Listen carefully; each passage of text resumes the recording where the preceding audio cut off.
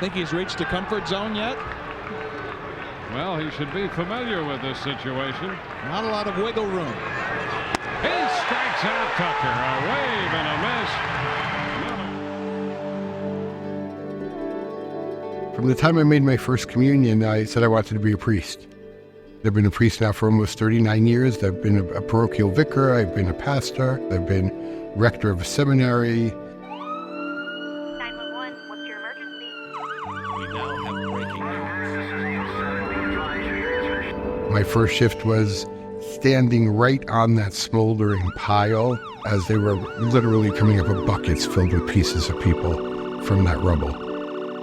We were there really to provide support, emotional and spiritual support, to the police officers, the firefighters, and those who volunteered.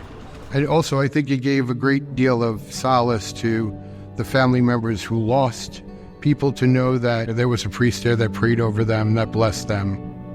Whenever you deal with suffering of that magnitude, it's going to have an effect on you. But it was the redemptive suffering of Jesus that was what allowed me to make sense of what had happened. There was a police officer friend of mine who was the impetus and the organizer of the Mass at Shea Stadium. And every year he would have a 9/11 memorial Mass, and he would invite me to it. I wasn't an athlete by any stretch of the imagination, but I'm a baseball fanatic and a Mets fan.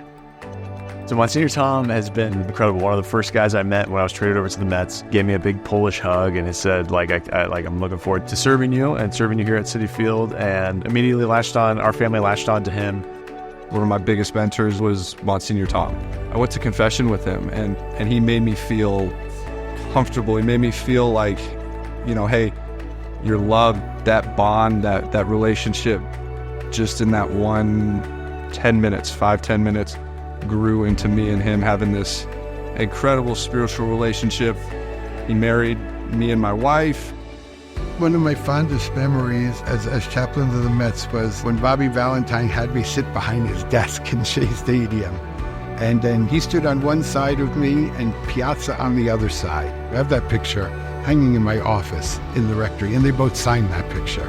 I'm so filled with respect for people like Mike Piazza and Mike Sweeney and Jeff Supan and Trevor Williams and Joe Wieland, who are Major League Baseball players. I mean, they've made it to the top.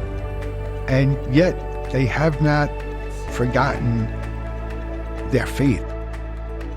43 years I've been a knight. I'm also the chaplain of 2 different knights councils. They do such great work and give such great witness in a world that's in such desperate need of that witness. I just thought I was going to be a simple, quiet parish priest. But as they always say, if you want to make God laugh, tell him what your plans are. Every time I walk in the stadium, I say, what did I do to deserve this?